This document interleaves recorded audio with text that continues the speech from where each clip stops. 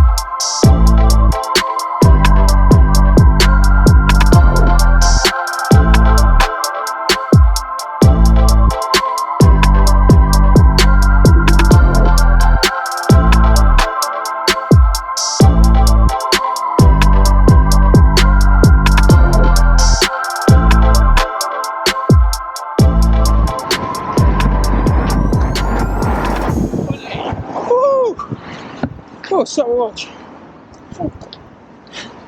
20 done. Whew.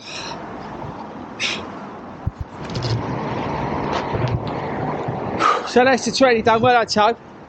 Good pacing, bruv. We pretty much stayed in the zone 1 and 2 the whole way. I picked up into zone 3 just at the end. Guess I'm an old man compared to Toe, who's 10 years younger. I went down film as a record why he's so much faster. But no, we was bang on, bruv. We was disciplined the whole way, so it was good. I'm feeling it, don't get me wrong. I had a wobble at about 13 miles. Well, I hadn't fueled properly, but we sorted that out, and I've run out actually of fluid because it's warmer today. We started off chucking it down when we went out, hence the raincoat. But when we turned, it's got really warm, really mild, so definitely need to think about fueling. But that's it. Back to HQ about how to become a faster runner.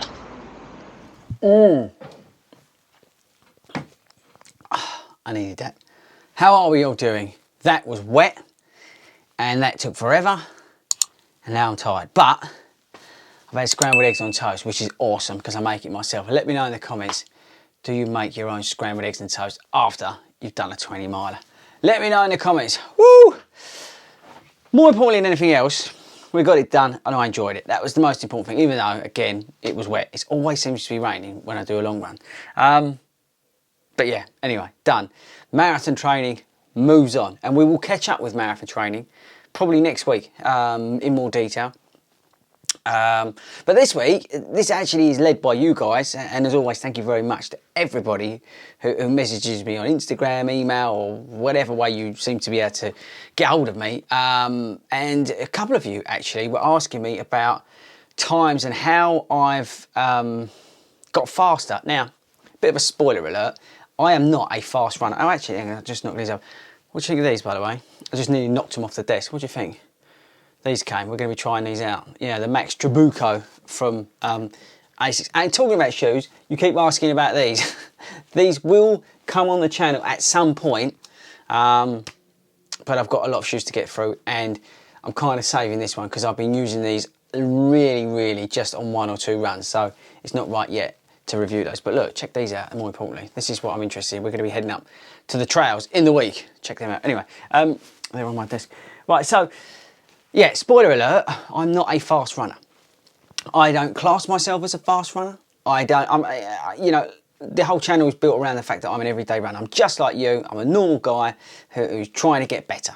And this video is not about how fast I am. If you want to go and see somebody, find out how they run a 2:35 marathon, there's plenty of YouTube channels that you can go and watch, and those guys are awesome.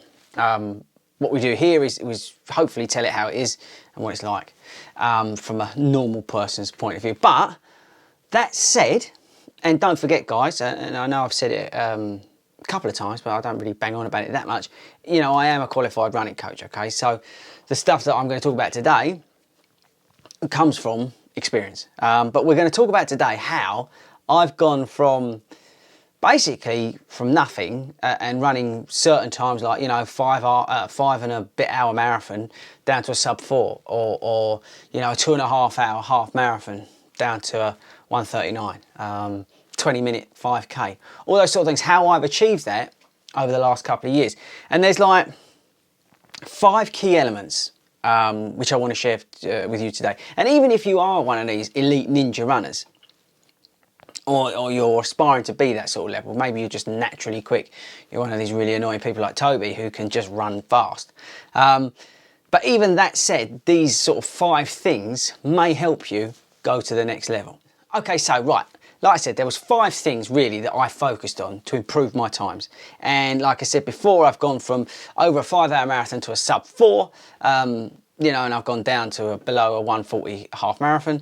10K is 44, 43 minutes, I don't even know what it is. It's one that we are going to try and beat this year. 5K is at 20 minutes, and all these times are done obviously while I'm filming, so bear that in mind. And I don't particularly run to times, but I think it's interesting. You guys were asking, like I said, how have I got faster and what have I done? So the first thing really that I looked at when I looked to try and improve my times was my volume.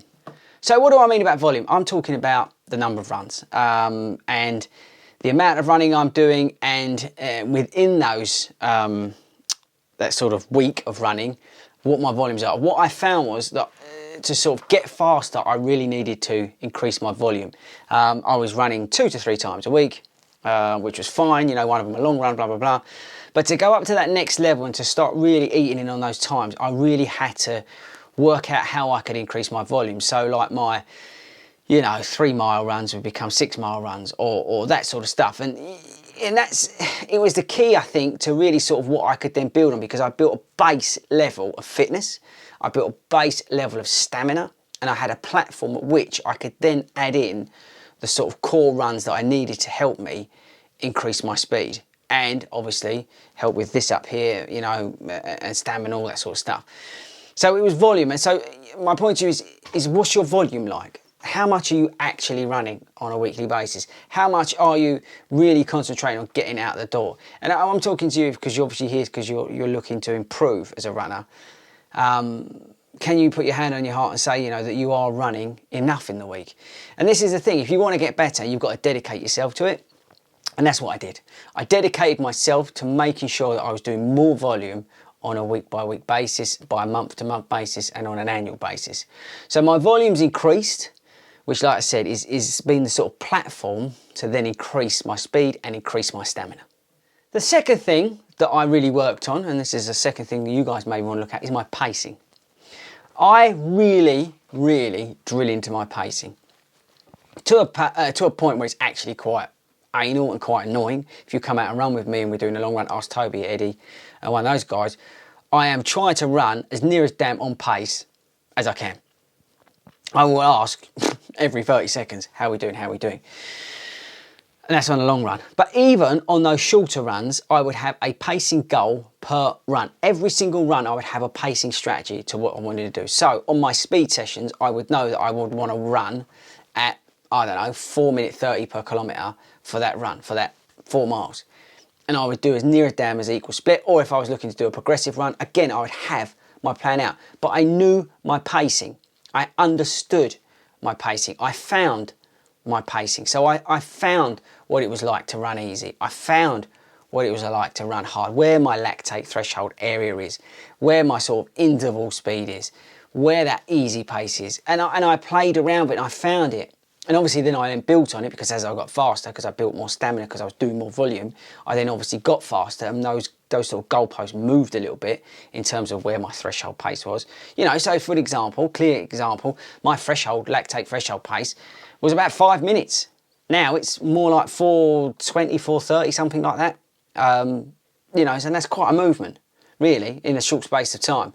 And it's the same with my easy pace runs. My easy pace runs were like 6:30, 6:45 per kilometre.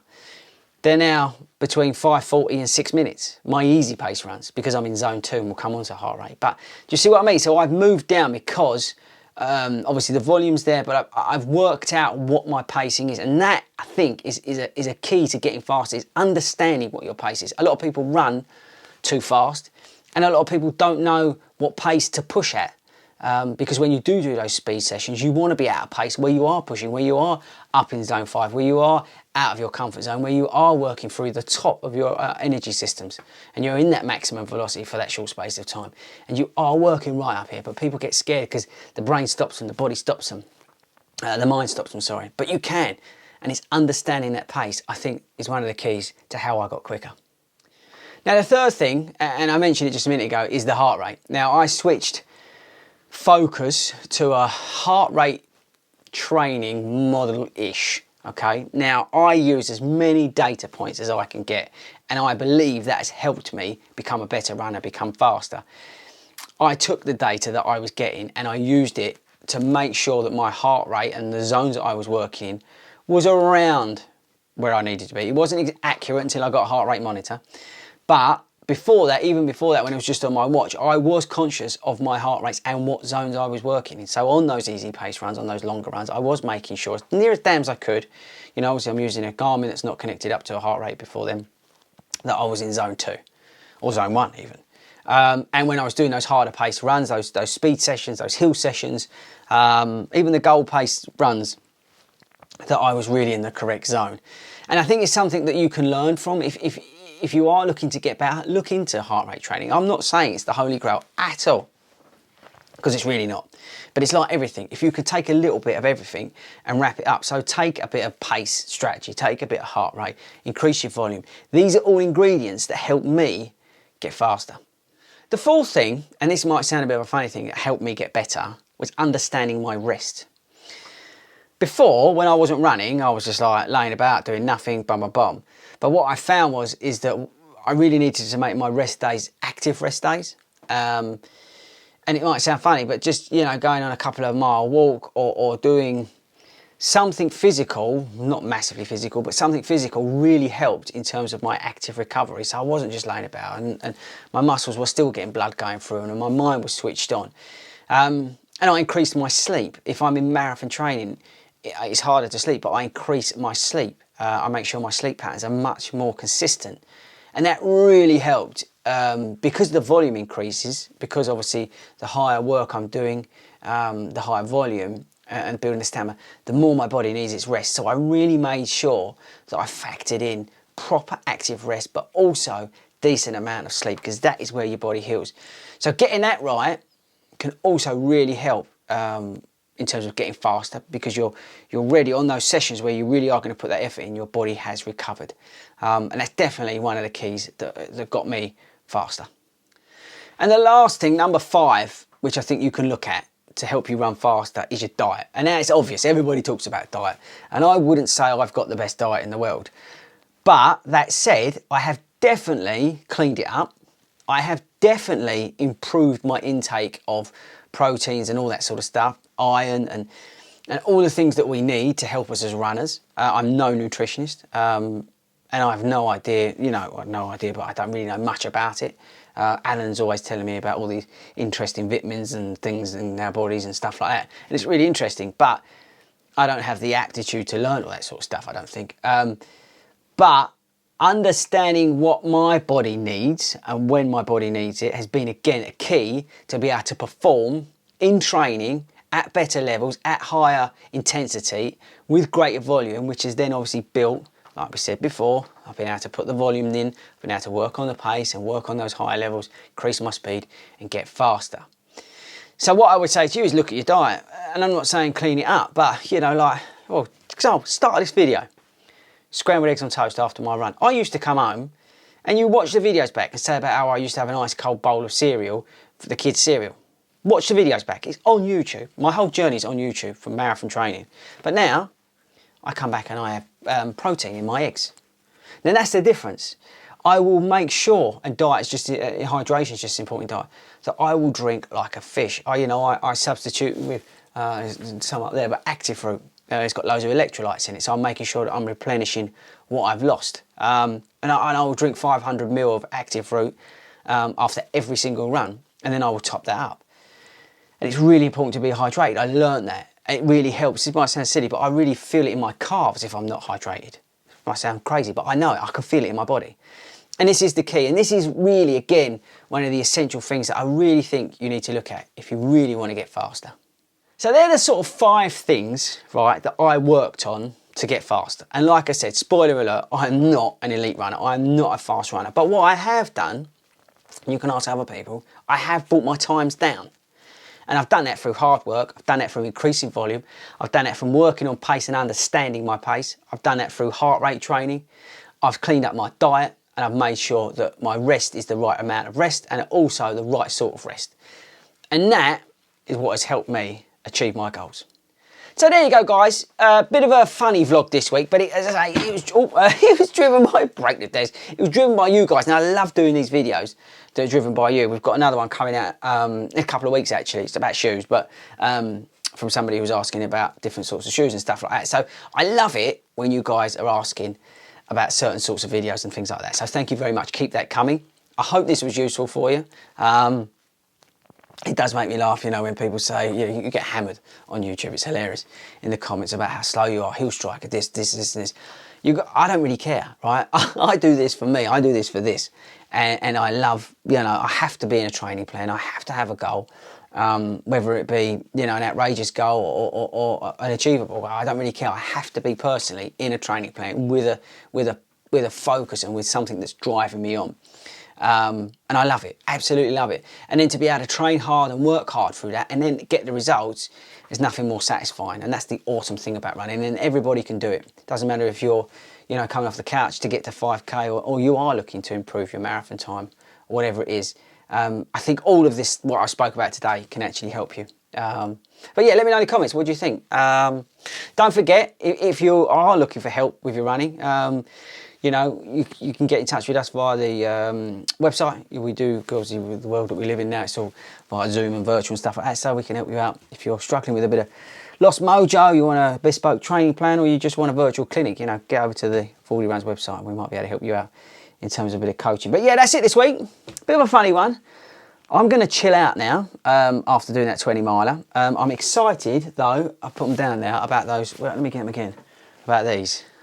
Because if you've not seen the video, I was up with Toby in Broxbourne Woods and we did that trail video. If you've not seen it, you've got to check it out. It was me basically getting Toby as filthy as I could. But I had my old, I still can't remember the brand, red trail shoes, and I needed a new pair of trail shoes. So we've got these through. We're going to find out if these are any good. I was tempted to get the Hoka because you guys were saying about the Hoka, but as you guys know now on the channel, I'm a big Asics fan. So yeah, we'll try these out. I don't know when the review will be coming out, but I'm going to take these up the trails and give these a bash this week probably. But that's it from me. I'll catch you guys next week.